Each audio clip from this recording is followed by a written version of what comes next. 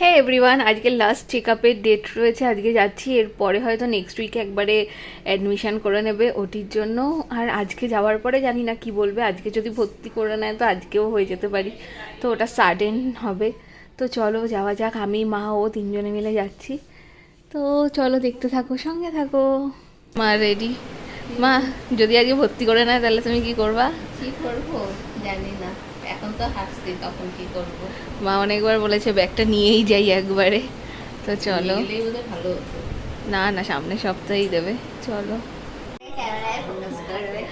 Cameraman focus করো। মিষ্টি করছে এদিকে মাংস রান্না, দেখি। আর বা কালারটা তো ভালোই হয়েছে। আমি রান্নাটা ভালোই করি, আমি যা বুঝলাম। মশলাগুলো তো সব গোটা গোটা মনে হচ্ছে, না তাকিয়ে রয়েছে। মোটেই না, ফালতু কথা। না, ভালোই হয়েছে।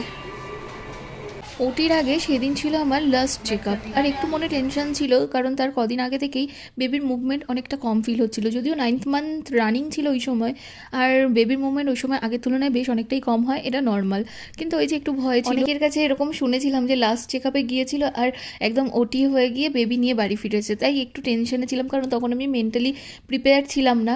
আর তার থেকেও বড় কথা, তার কদিন পরেই আমার 9th মান্থ বেবি শাওয়ারের জন্য সমস্ত কিছু রেডি ছিল। মেকআপ আর্টিস্ট বুকিং, অনেককে ইনভাইট করা হয়ে গেছিলো, অনেক প্ল্যানিং করা হয়ে গিয়েছিল। ডক্টর দেখানোর পর সব কিছু তো নর্মাল ছিল। ইনফ্যাক্ট আমরা যেই ডেটে ওটি করতে চেয়েছিলাম ডক্টর সেই ডেটই আমাদেরকে দিয়েছিলেন। তো সেই ডেটেই নেক্সট উইকে গিয়ে আমাদের ওটি হয়েছিল। তো আস্তে আস্তে সেসব ভিডিও তোমাদের সাথে শেয়ার করব। তো চলো, ভিডিওর কিছু ভালো লাগলে অবশ্যই do like, share and subscribe my channel. এখনকার মতো টাটা।